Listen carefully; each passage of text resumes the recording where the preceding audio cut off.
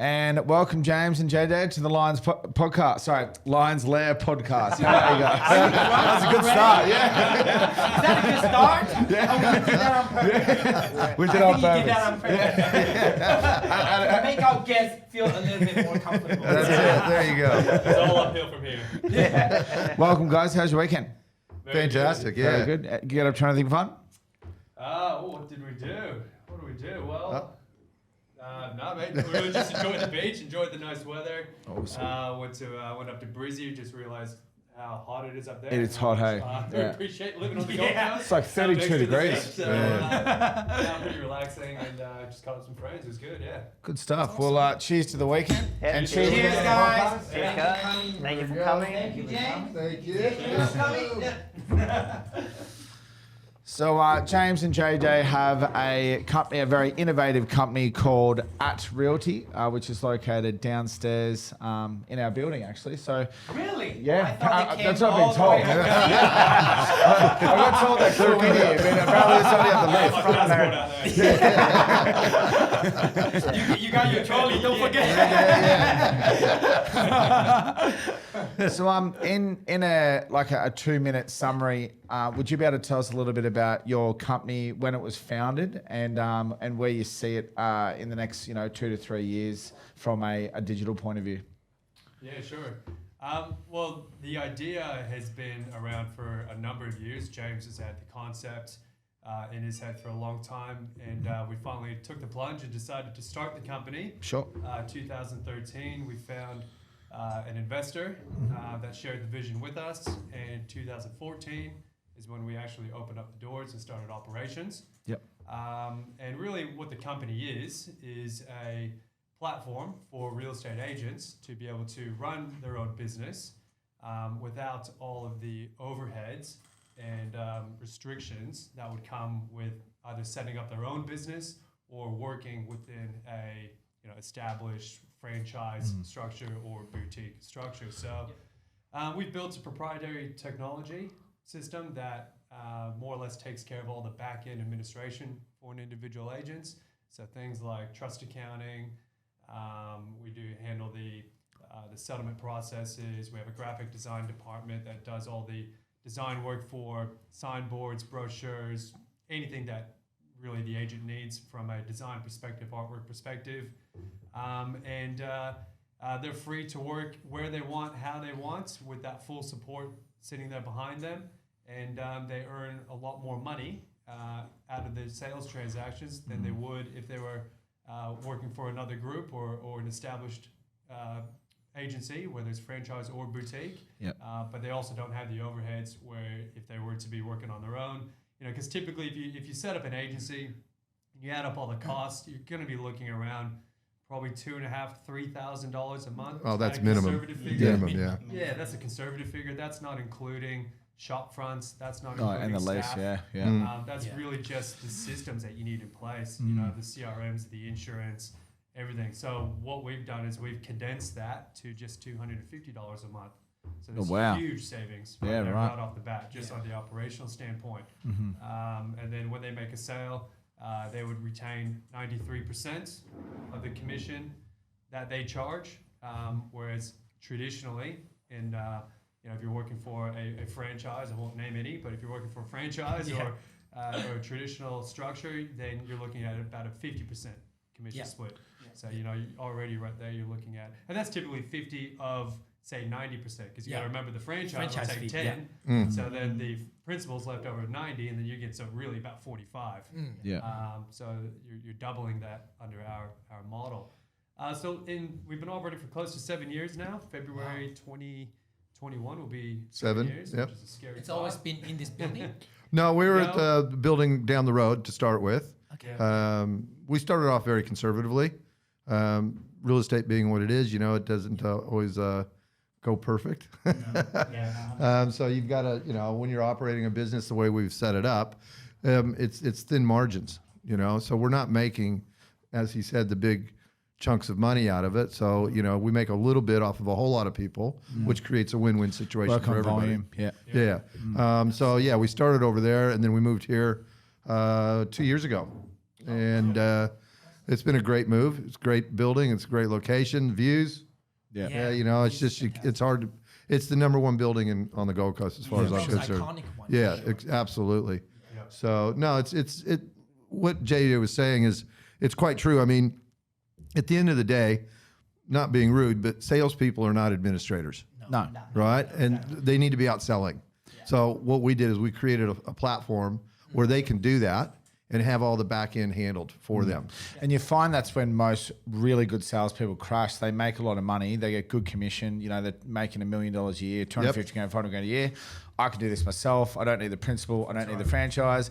They realize that a salesperson is completely different to a business owner or an entrepreneur that knows how to run a business, and they just crash headfirst into the ground because they don't know how to handle all the accounts. That's right, and what happens is they lose productivity because you're having to spend so much time managing other people, managing accounts, doing trust accounting, doing all the let's be honest, the boring stuff. Let the racehorse race. Not the essential thing for them to make money.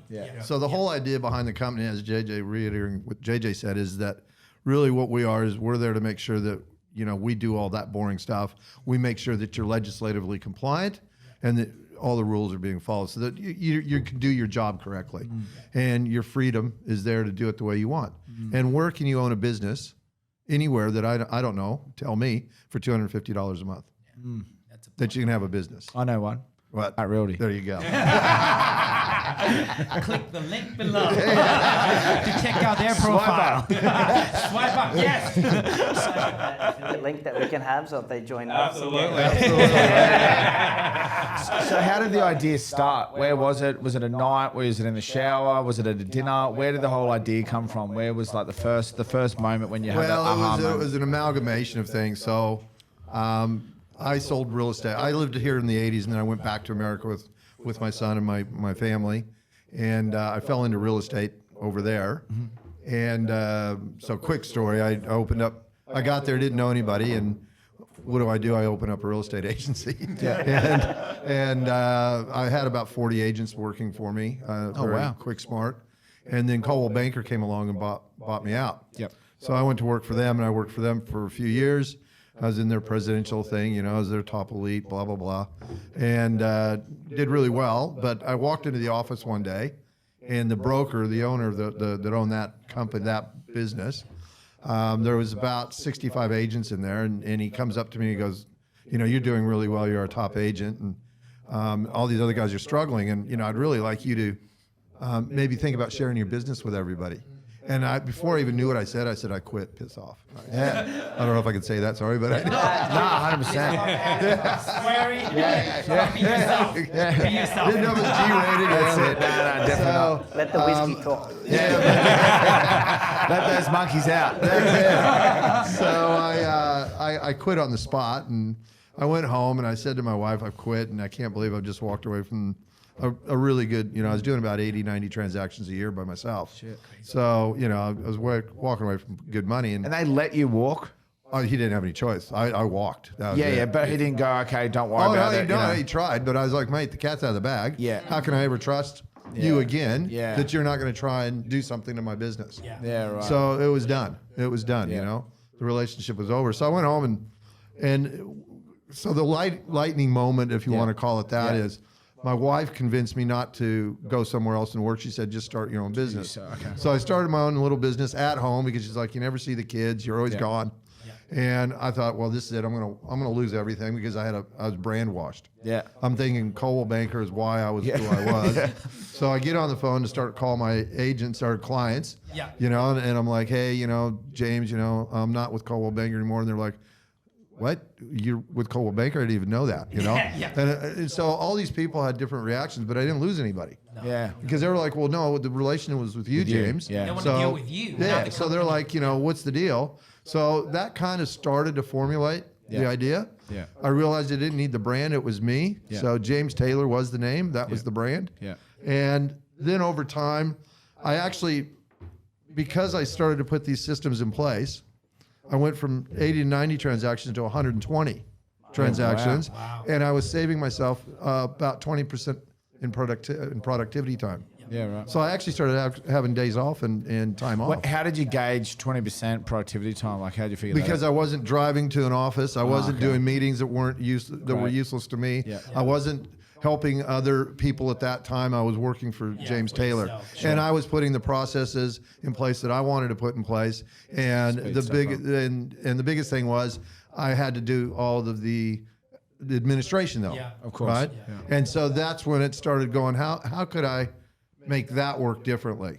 And so then when I moved back to Australia, I started looking at all over here, and that's kind of where it all blended together. So about 2006, I think it was, we formulated a company, and I was going to start the business in, and we actually had the head of Qantas IT. I met him, and he was going to come on board. But he wanted 800 grand up front, and he wanted Jesus. I wanted shares in the company, and blah blah And blah. 2 girlfriends. Yeah, Like, are you yeah, kidding? yeah. So I just said, no, mate, it's all right. Don't worry about it. You And gotta understand actually, that back then it was a very different time with Exactly. technology. Yeah. Cloud computing didn't Well, it exist. wasn't there. Yeah. And and the company would have failed.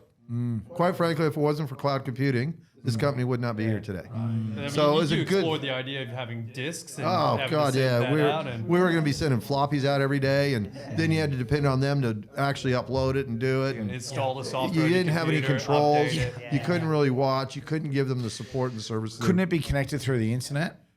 But at that point, the internet wasn't working the same way. Yeah, it just wasn't Yeah. fast and enough. especially in Australia, it was a bit behind schedule Yeah. compared to the rest of the world. You know, And when you say sending it out through on floppy disks and whatnot, you're talking about like client upgrades. data? The upgrades. Oh, upgrades for the system. yeah. Yeah, because you got to understand, It's daily. Cloud computing wasn't around at the time, Yeah, yeah, so really, or it's at its very early stages. Certainly Yeah. wasn't commercial at that point. You would have to download a program, Right. and then we'd have to be sending out, The updates. Takes updated support to update. Yeah. Correct. Yeah. Yeah. Now, not necessarily a floppy disk. Yeah, that's a bit of an exaggeration. Yeah. But whether I don't think it CDs was or CD-ROMs or By then, Yeah. already. But the point is, you have to download it locally on your machine. Nowadays, we take it for granted. We just jump on our phones or Yeah, our laptops, and boom, everything's there. Yeah. It's easy. Yeah. It wasn't like that, Yeah. 15 years ago. Not even 15. I mean, that's the thing. The rearview mirror is not that far behind. You know, of the change. Was it like a similar concept as that Realty is today? Like with the floppy disk and everything? Yeah, it was still a similar concept. So I sat down and I wrote the whole thing out, what my vision was, what I was wanting to achieve.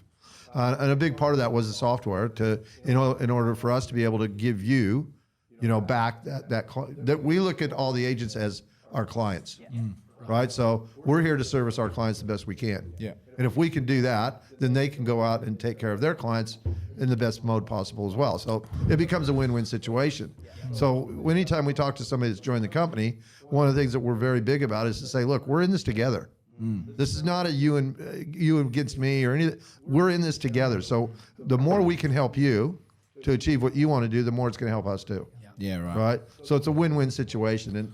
And we really do live and breathe it that way. Yeah. So when the company got started, like I said, JJ said, we put it on paper, and started formulating the thing. And we look back now, and I don't know if we'd have done it again, quite frankly, in some ways, because we didn't realize that we were, and I'm not trying to be egotistical, we were pioneering something that hadn't been done in this country. Yeah. And the Pioneer, roadblocks that we've hit were absolutely amazing. What was your biggest roadblock? An internet advertising company, I would say. And Without naming names. very large one. Yeah. We had a big disagreement with them because they felt threatened. They saw the writing on the wall a little bit. Yep. And we were not traditional, so they didn't like what we were doing, and they very much tried to change our whole model. Yeah, quite right. frankly. We were just about to go to court with Yep. them, and then we came to terms. So they were like a partner with you guys, or No, just a huge client? just an internet service provider. That's it. Well, Yeah, just leave it at that. Yeah, pretty yeah. much. And then I'm pretty sure people will Google and try to find the truth. and then the other biggest problem was actually opening up in the different states and territories. Yeah. The Office of Fair Trading. Yeah. With every state and territory we've opened up in, one of the first things we realized very quickly is that we should just get on the phone and call the Office of Fair Trading. Yeah. And say, guys, who this is who we are. Yeah. This is what we're about. Can we have a meeting so you So you don't can understand the concept. don't freak out about it. Yeah. And Because that it's so different. that ended up being probably a really good thing. So now we've got great rapport with a lot of the investigators. Yeah. They know us. And so instead of, if something comes up, they'll actually just call myself or JJ and say, hey, we see this, can you fix it? And they see that we fix it immediately. Yeah. So they're very proactive with us now.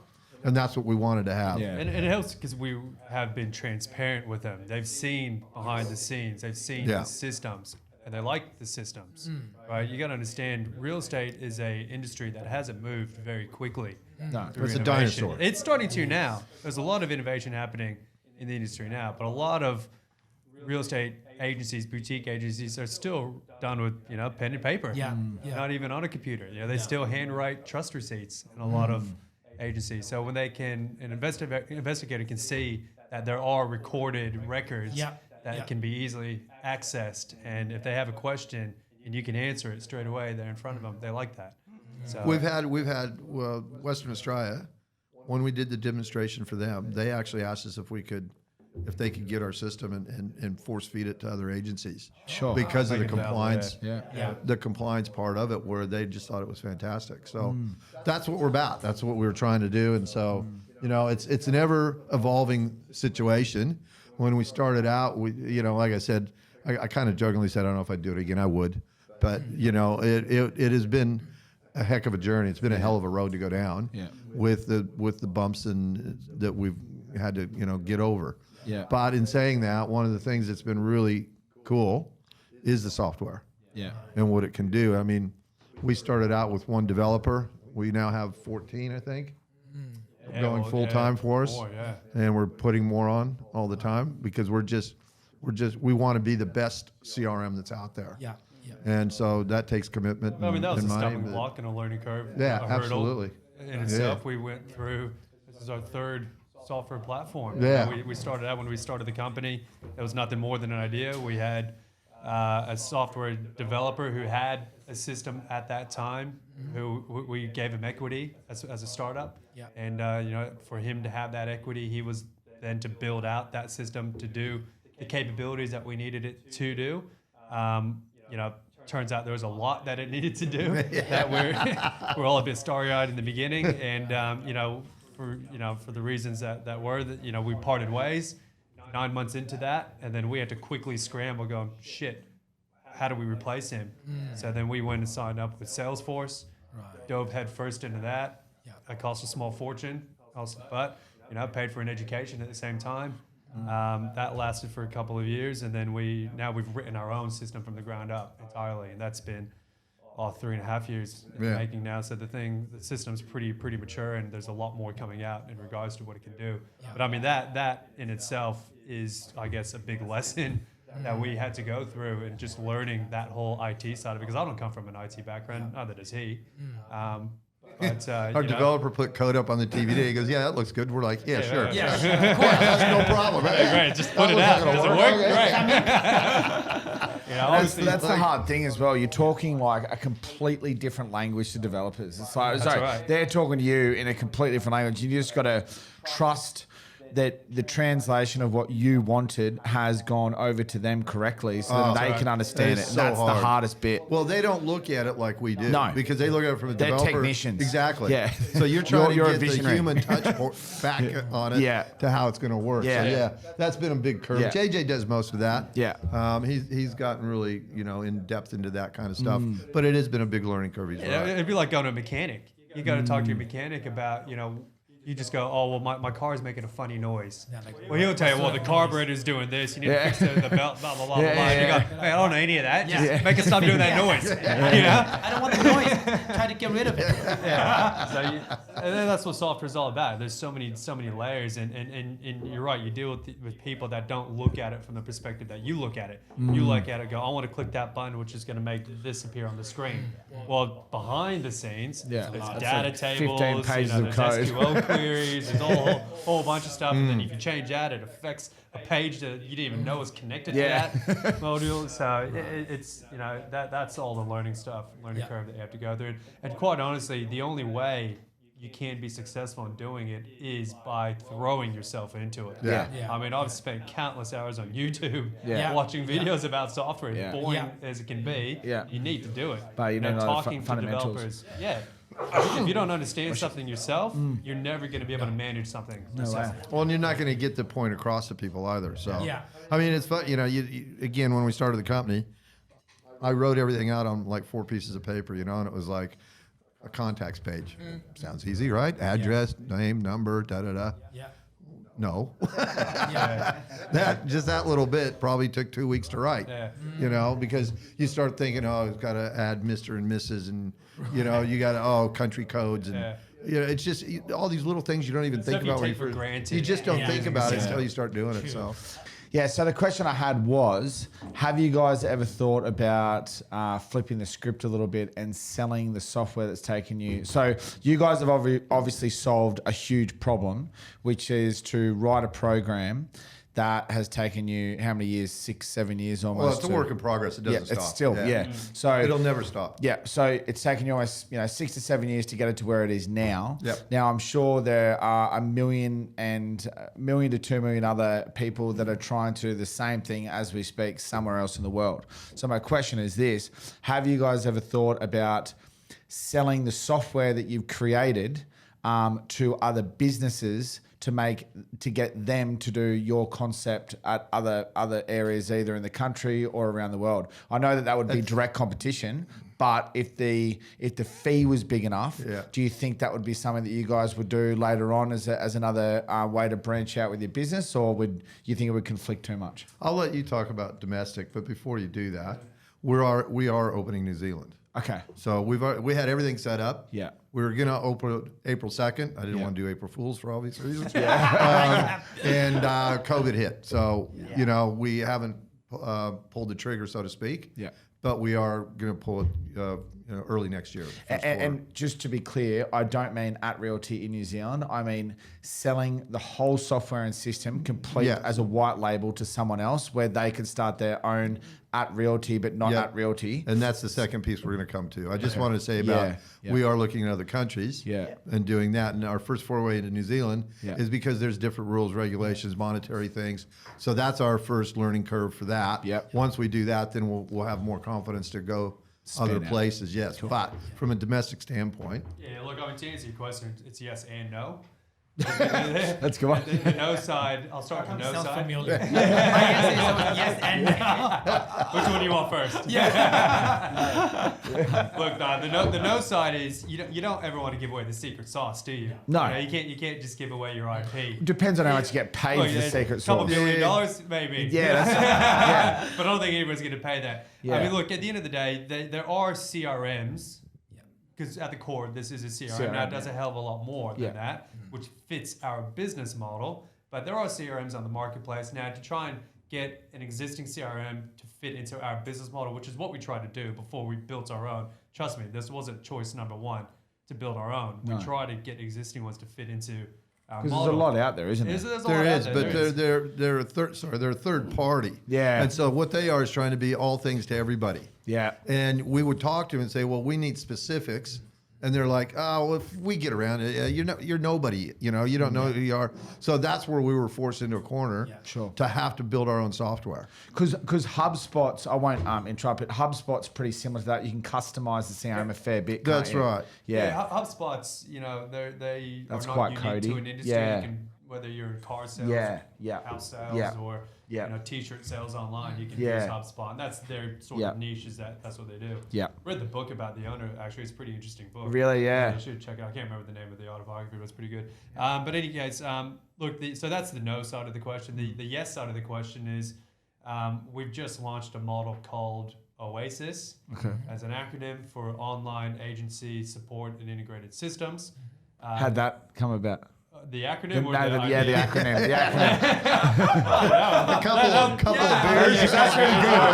Who's going to take the credit for it? I have to give take him. the credit He for does. it. He gets the credit. That might have been a shower at the moment. That's really good. He hates my acronyms. Every time I come up with it, he's like, no, Dad, that's stupid. Shut up. That's cool. That's great. That is a white label solution. Okay. Yeah. Right, and so that's what you guys have jumped on board with, and where it's Lee Induce Realty, pulling through to the public, and you run your business the way that you want to run your business. And we're not here to tell you how to do it.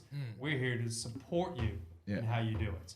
right? And that is the white label side of it. So you are using our infrastructure, our support network, and that that's got limitless potential for this country and abroad. Yep. And the benefit there is it's a network of many different businesses, real estate businesses, coming together and working together.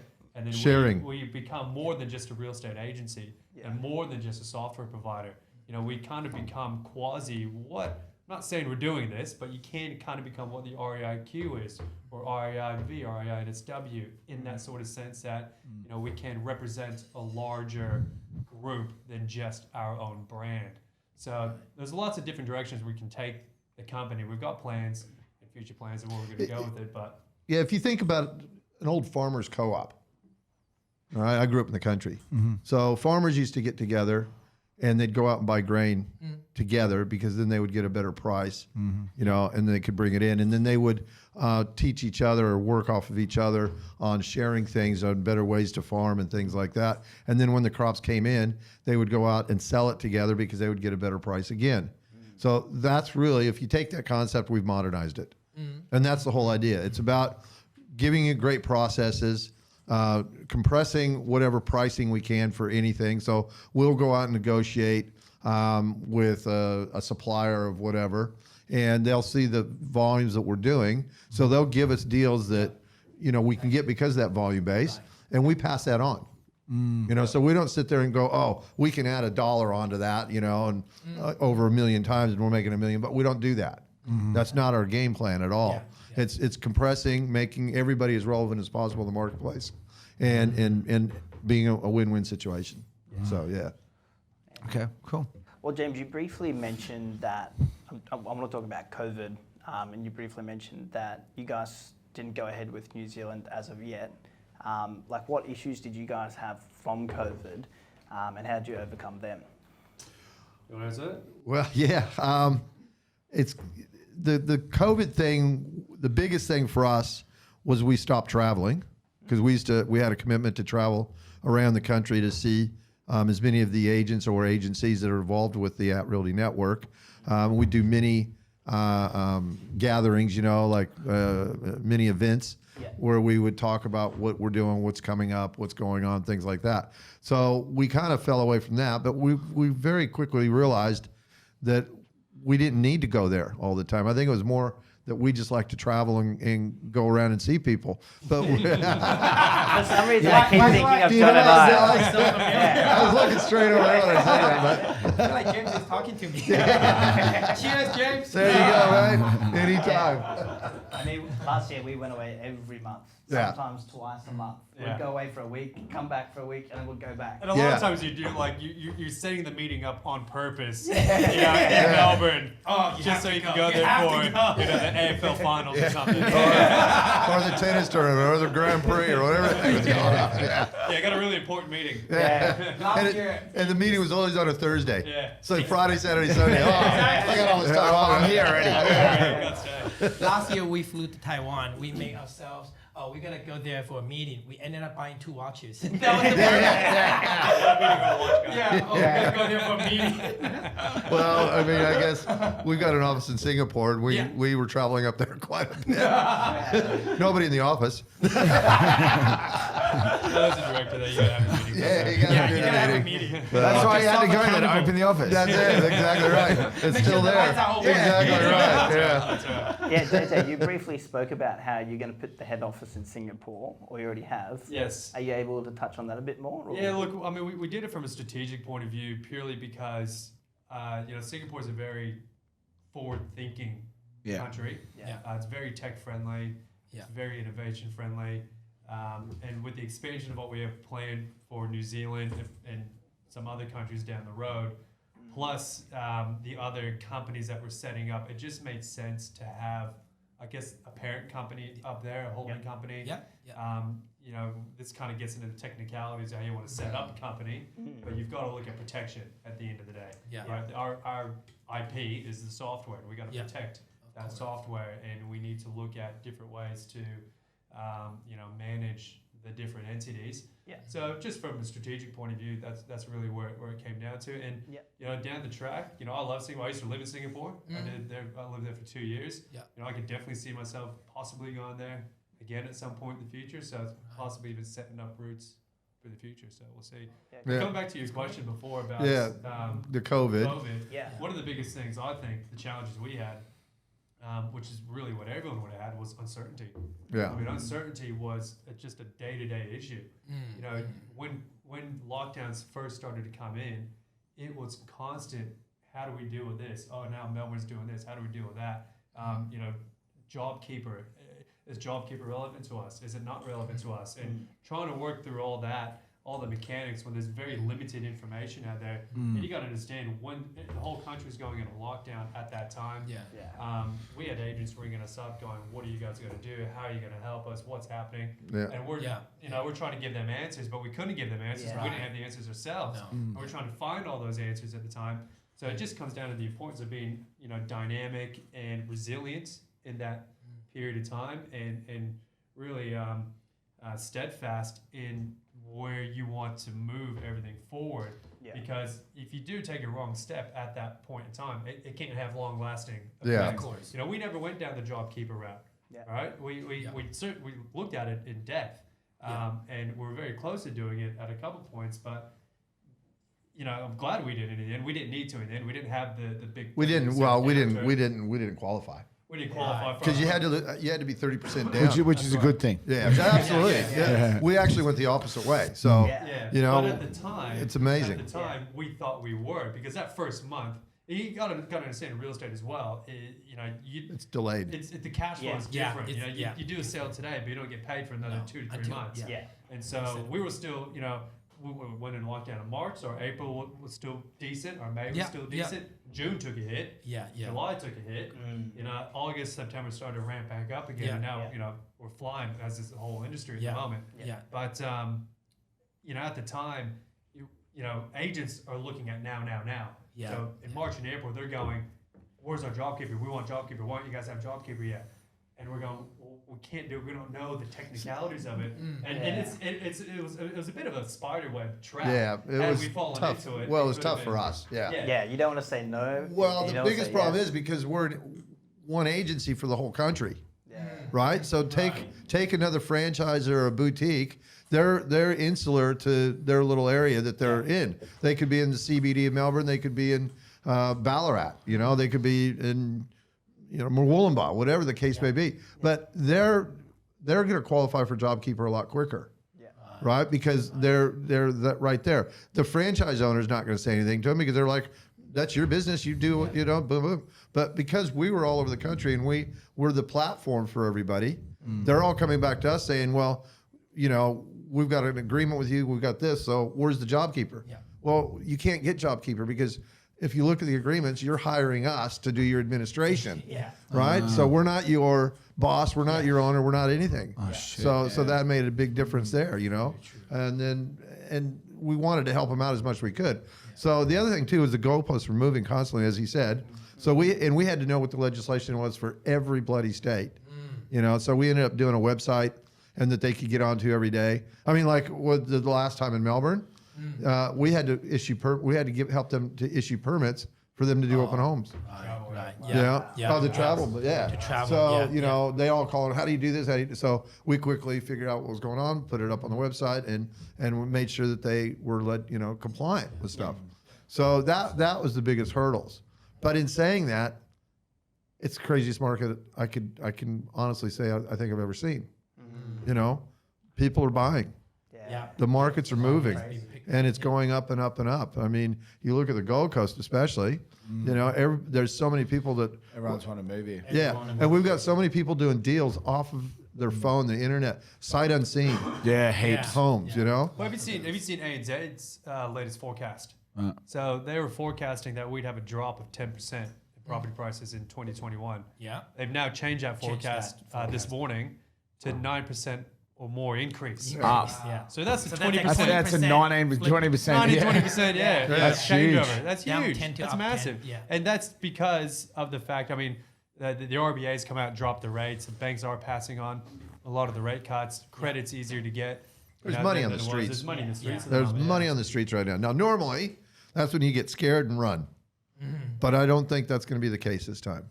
I think that the government's going to have to keep it going like that to keep the economies going and to slowly work out of this over Do time. you think people will stay away from Melbourne and let's just say Melbourne, for example, at the moment for real estate? Because I've been told a few times now that a lot more people are sort of really taking into consideration the way that the governments are handling certain areas. And Yeah. some people are really considering leaving Melbourne and coming to Queensland state. And a lot of people are also very hesitant to buy into Melbourne because of the way the lockdowns have been and all that sort of stuff as well. Have you seen Sure. anything? Look, so you can go. I was going to say, here's my theory. Yeah. Okay, it's only mine. Yeah. I think what's going to happen is you're going to have a lot of people that during the lockdown wanted to leave. They're going to come out of the lockdown. Memories are short. Yeah. They're going to end up staying. A lot of people are going to leave though. Yeah. They're going to come up here for instance, to the sea change. Yeah. Get up here, and they're going to start working and doing whatever they can, and they're going to start missing their families. They'll have their mums and dads or brothers and sisters or whatever the case may be. And I think after a couple of years, you're going to see a shift going back there again. Yeah. So I think at the end of the day, I think there's going to be a little bit of a turmoil with Melbourne, especially. Yeah. But I truly believe that market right now, you're going to have people wanting to get out. Yeah. They're going to sell a house down there for $1 million. They're going to come up here. They can buy something for $500,000, pocket $500,000 in their same. pocket, buy an investment property, do something like that. And I think you're going to see a lot of that. I know for sure. Like, I live in Mermaid Beach. Yeah. Yeah. Mermaid Beach is going through the roof right now. And they're all coming out of Victoria, mostly, buying these properties, sight unseen. Because they won't know what hit him coming to the coast. Perfect weather, right. beaches. That's They'll be right. like, screw you, family. I'm saying. Today we do have a bit of Melbourne weather. Yeah. Don't we? But by the way, it was perfect before. It was perfect. Just so you guys Bit know. bipolar, yeah. From the camera. That's exactly right. I guess my question Yeah. with you guys is, do you guys have any direct competitors, or how do you see competitors in this? You go with that one. Yeah, look, there's absolutely there's competition. There's different types of competition. There's what we'd call, I guess, copycats. Yeah, We've seen a lot of that. We've had agents that have come into our network. They've looked, kind of peeked behind the curtain, so to speak, and they go, "Well, this is easy. I'll just do it I'll do it myself." myself, Yeah. yeah. So they go and try and do the same thing. Look, that sort of competition, they just do what they do, and then there's always going to be the competition of an agent or an agency wanting to start their own. So we've got to always try and be, how do we provide value? That's key. With I any guess my competition. question is, do you have any competitor out there doing the same business model? Yes, as yes, you? we do. That's right. Yeah, Yeah. for sure. I mean, that's the copycats that I'm referring Right, to. yeah, I get that, Right, yeah. and then that's people that have come and seen, and then they go and try and do the same thing. And then there's now we're starting to see some of the other bigger networks, franchises that are trying to evolve into, I guess, what you can call a modern day real estate business model. And they're trying to do that in a way where they don't affect their current It can't franchises, happen. which is going to be very difficult for them. And I think they're seeing that difficulty. I mean, a big disruptor that came out here, you guys would all know it, 4 years ago, it's called Purple Bricks. Right? Yeah. They made a Yeah, big they were splash. everywhere. Huge Yeah. splash, right? Yeah. Oh, Purple Bricks, they had a marketing budget of 21 million. Right? They're sponsoring the Melbourne Storm. They're doing all sorts of crazy stuff. They had TVs, and Yeah, they're they were on paying TVs TV all the ad. time. Yeah, they're paying. They're paying salaries to agents. Like, they're just splashing money, and everyone thought they're going to change the industry forever. Right. There's one or two. Again, I won't name them. Franchises that decided to create their own Purple Bricks. Right. That backhanded them back in the face so hard because their existing network just goes. You're effectively competing against us. Yeah. Right. So that's the problem. So a lot of the established groups they're stuck in their ways and they're trying to navigate it. And yeah, I mean that's really what it is. There is competition, but what we need to do is we don't try and focus on the competition. Right. Because if we Innovate. focus on the competition, we lose focus on Yeah, ourselves. exactly right. So what we We'll have to fall do, back. 100%. What we Yeah. have to do is constantly look Forward. at what you guys need, what the agents Yeah. need. Yeah. How do we add value? Value, yeah. Right? Focus And on if what we're you're not, doing. as soon as we stop adding value, Yeah. well, that's when the competition matters. 100%. Because if they're adding more value than we're adding, Yeah. we're in trouble. Yeah. Yeah. Yeah. And the other thing too is there's a group that's come out, you know, from America as well. They're big over there. They've come here. They didn't do their research, Right. quite frankly. Their software doesn't work over here. Yeah. It's not adaptable. You know, what people don't understand is you'd understand this because you lived in America. Yeah. Real estate in America It's very is different. completely opposite Yes. than real estate in Australia. Yeah. They are Absolutely. night and day. I've always said, if an agent comes from America to Australia, they're going to starve. Yeah. If an agent goes from Australia to America, they're going to make a bloody fortune. Yeah. You know, because it is just that dynamically different. Very true. And the education you get down here. Can you give us some examples of how it's different? Well, before James starts answering, Yeah. I can give my personal experience. Yeah. So I came to Australia 6 years ago myself, and when I was driving around Sovereign Island, Century Cove, well, not really into Century Cove at the time because it's gated. The Hope Island. Until I knew the code. In case my audience say, "You're lying, you can't even have access to there." So anyway, Flip the my whole- 100, you'll get in. so my whole point was, I was driving around the town exploring, and I saw a lot of signboards out there saying auction.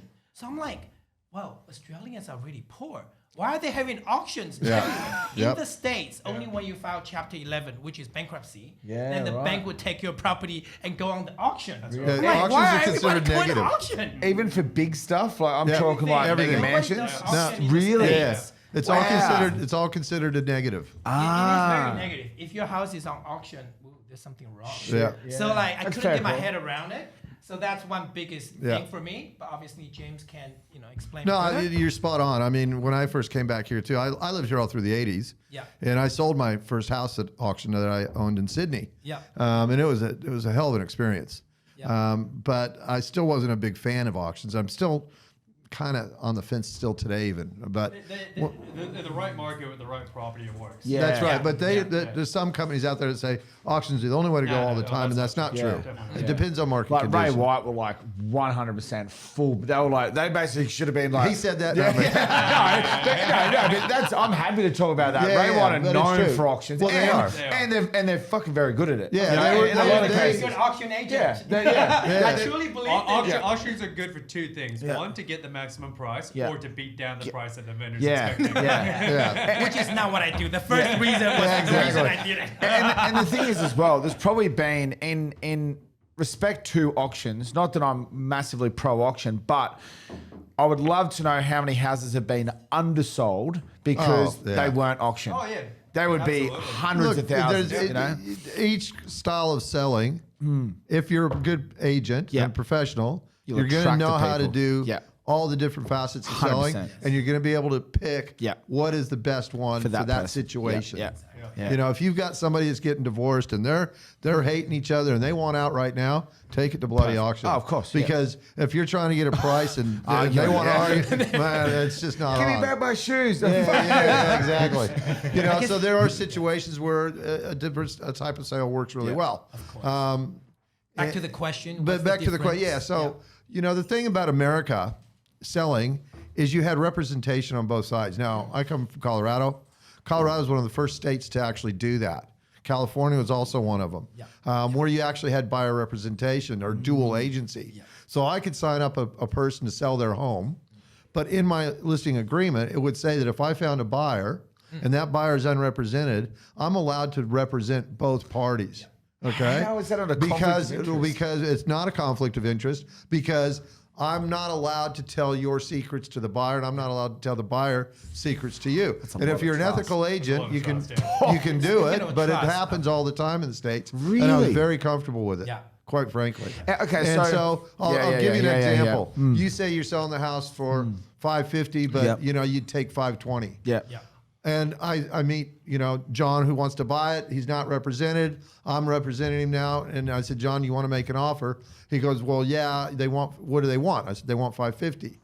Well, what would they do? Now, I already know you'll take $520. I said, John, I can't tell you that. You just got to make whatever offer you feel comfortable with, right? So John goes and says, okay, well, I'll offer, you know, $525. Do you think they'll take it? I don't know, but if that's what you want me to offer, I'll do that. And I take it to him. John tells me, look, man, I'll go to 560 if I have to, right? As an example again. So I take it to the sellers, and the sellers go, well, would John pay more?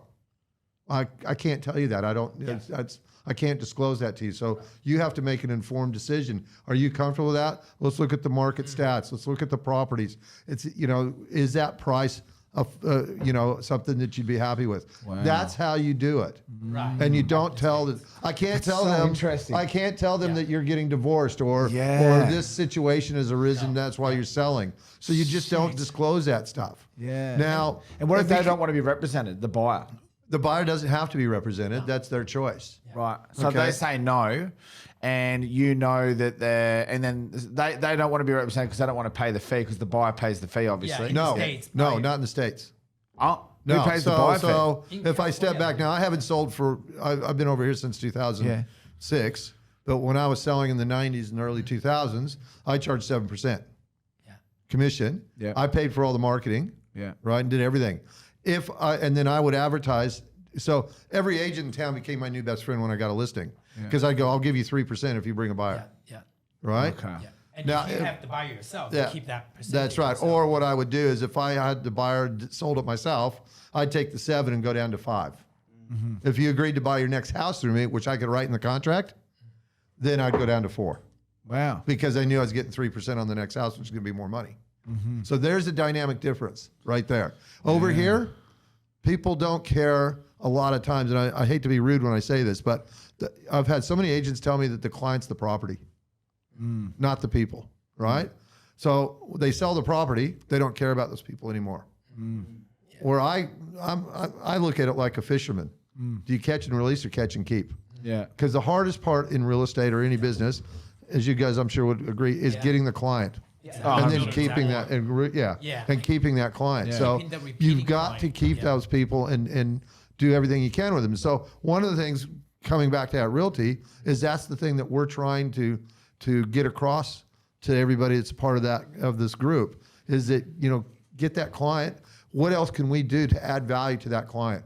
Foreign exchange, financing, home insurance, all these things where you can continue to earn an income from it and help that client out.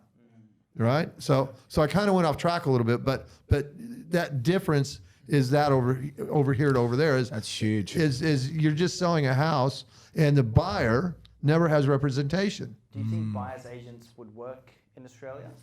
They are trying very hard right now to work. I know in Melbourne, in Sydney, there's a lot. We've got a couple of buyer's agents that are with the group at Realty Network, and they are doing pretty good. But it's still so new, and legislation hasn't caught up to it.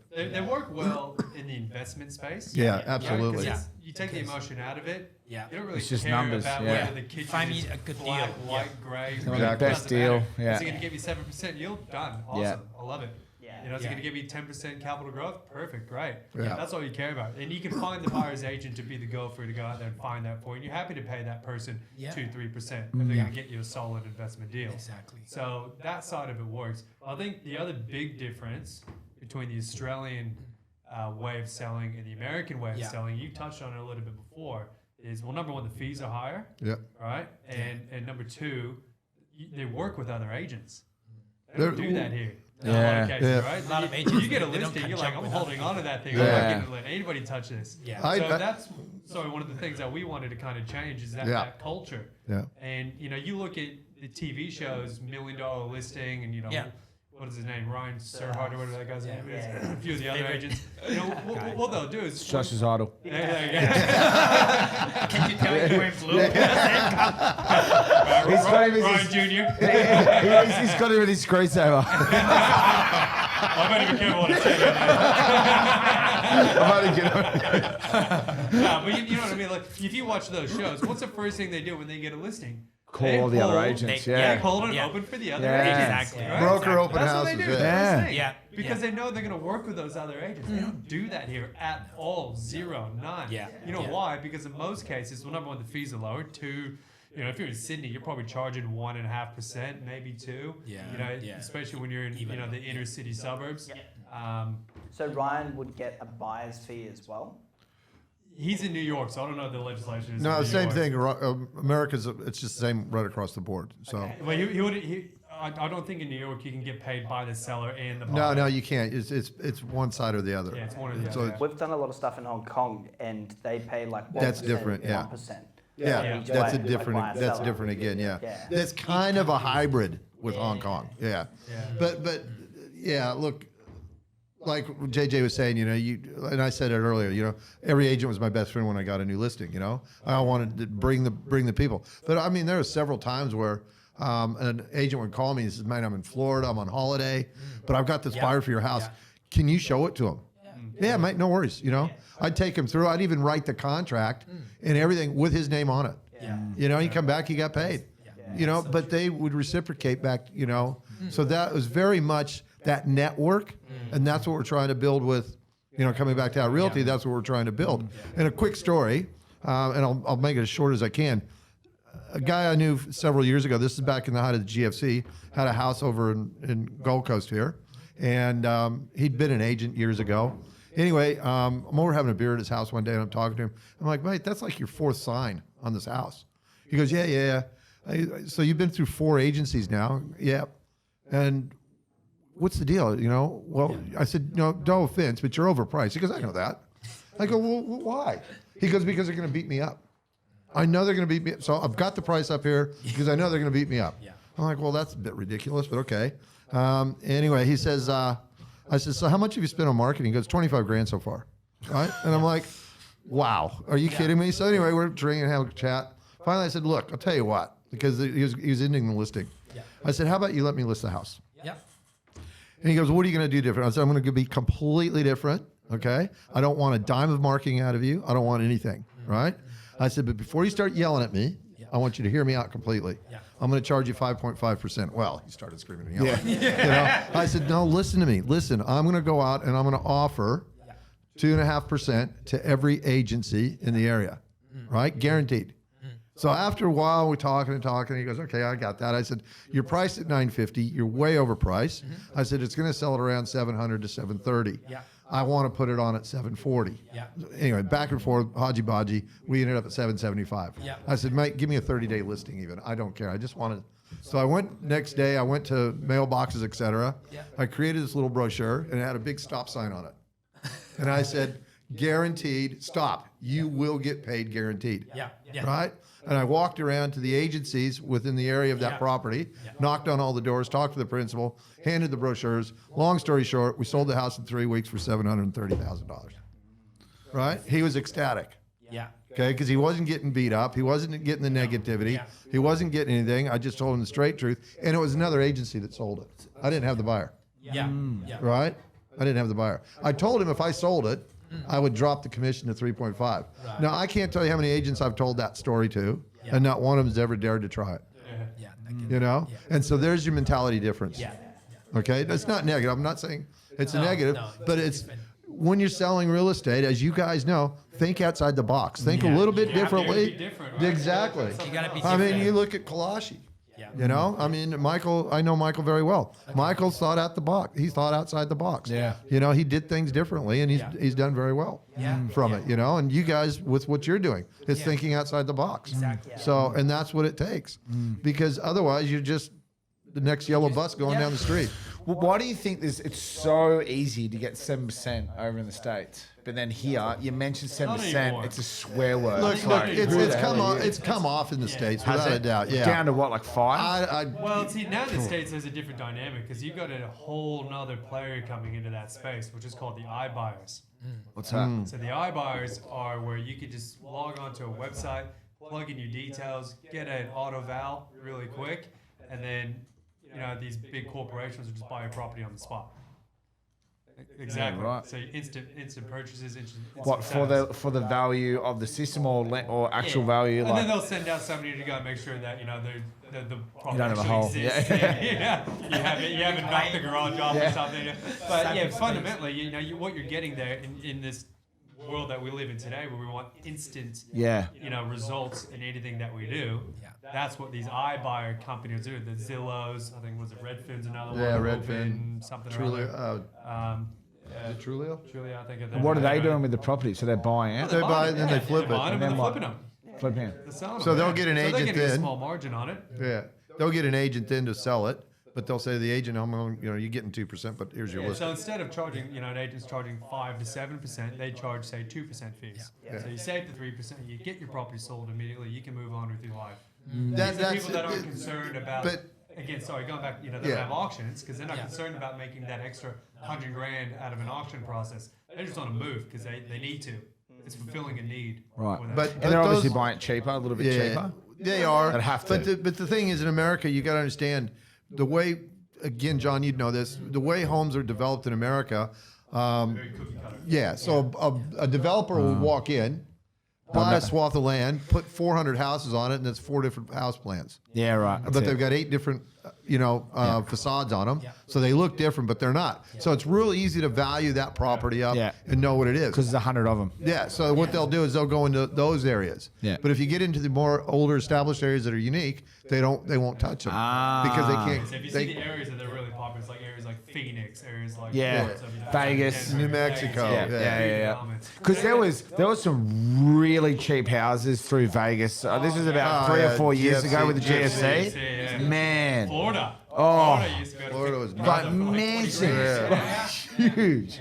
Some people would have made some good money in the GFC with those purchases. Oh, they Like, have. oh. They have, without a doubt. And the market's going up everywhere in the world. Is it? Yeah. Yeah. I mean, Australia's going up in value. It's going to continue to go up. As I said earlier, whenever there's a lot of money on the street in lending, that's when you should run.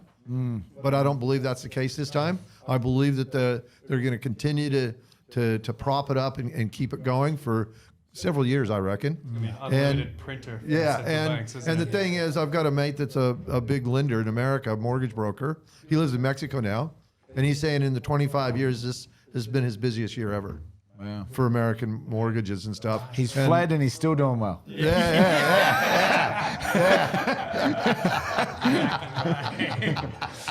James, I got a question. JJ, you can come in as well. Yeah. Some advice. So earlier this year, John and I had a client.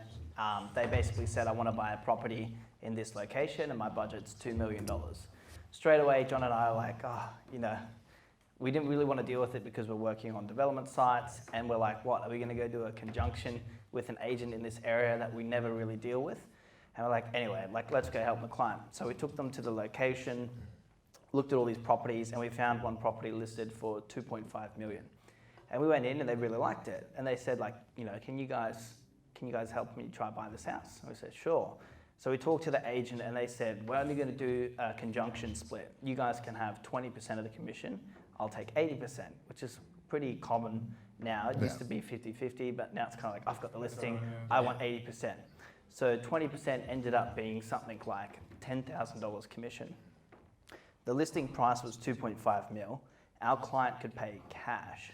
So we basically negotiated on their behalf and we got them the house for $2.15 million from the listing price. So it was like $350,000 cheaper. We ended up getting a higher commission because we said we wanted at least $25,000 commission, so we got a higher commission. But afterwards, John and I sort of sat back and we're like, we saved these guys $350,000 from the listing price, and we only got paid 25 grand. That doesn't seem fair. They're happy clients, awesome, but on our end, we said maybe we can turn this into somewhat of a business. So we were talking about opening up an agency down at Ferry Road Markets, because a lot of high net worth clients and stuff like that on the Gold Coast, and this was sort of branching out from our Asian clientele and doing stuff on the Gold Coast and opening up a buyer's agency. So similar sort of concept. Sure.